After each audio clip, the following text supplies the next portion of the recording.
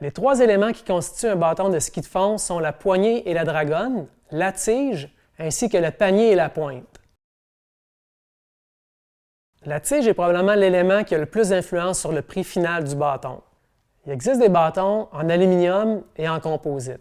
Quand la tige est en matériau composite, il va y avoir un pourcentage de carbone.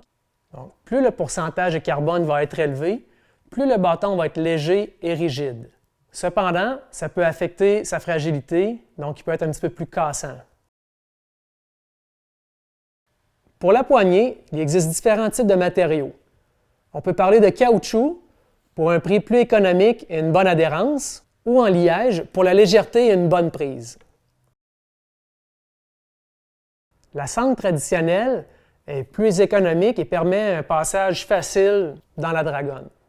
De son côté, la sangle ergonomique a l'avantage d'offrir une meilleure prise et un meilleur retour du bâton lors de la poussée.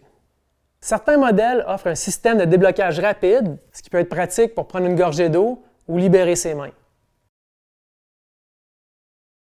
Les paniers vont aussi avoir une grande importance sur le poids du bâton. Un panier de plus grand format va avoir une meilleure portance sur de la neige fraîche. Il n'y a pas de différence entre les bâtons pour la pratique de style classique ou le pas de patineur.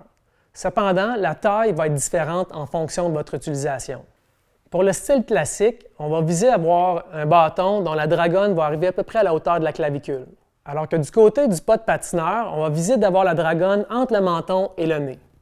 En conclusion, un bâton léger et rigide, adapté à votre taille, va améliorer votre transfert d'énergie du haut du corps. Bonne propulsion, amis skieurs!